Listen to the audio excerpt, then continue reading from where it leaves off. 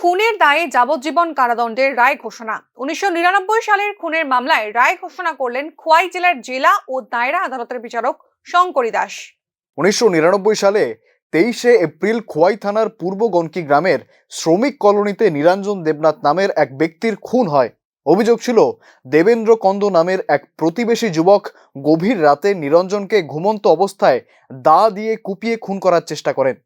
নিরঞ্জনকে আহত অবস্থায় তার পরিবার জীবিতে ভর্তি করার 7 দিন পর তিনি মারা যান। ঘটনার পর থেকেই পলাতক ছিলেন অভিযুক্ত দেবেন্দ্র।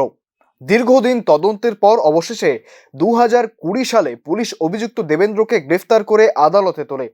দীর্ঘ শুনানির পর শেষে 11 জন সাক্ষীর সাক্ষ্য প্রমাণ গ্রহণের পর শনিবার সকালে খোয়াই জেলা ও দায়রা আদালতের বিচারক শঙ্করী দাস এই মামলার রায় ঘোষণা করেন। নিরঞ্জন দেবনাথকে খুনের অভিযোগে দেবেন্দ্র কন্দকে যাবজ্জীবন কারাদণ্ড দেয় আদালত।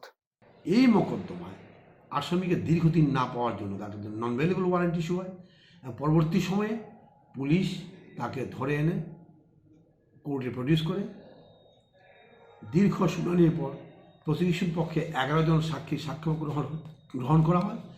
এই সাক্ষ্যপক্ষতে পরিষ্কার যে সে ওই সময় এই ঘটনা ঘটায়।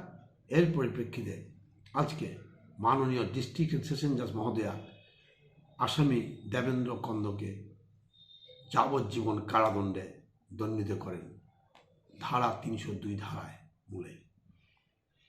দারোগাবাবুরা ছিলেন আয়ও ছিলেন দশভরি জমাতিয়া এবং উনার ট্রান্সফারের পরে আয়ও ছিলেন প্রিয়লাল মজুমদার। যাবজ্জীবন মানে লাইফ ইমপ্রিজনমেন্ট আনটিল ডেথ।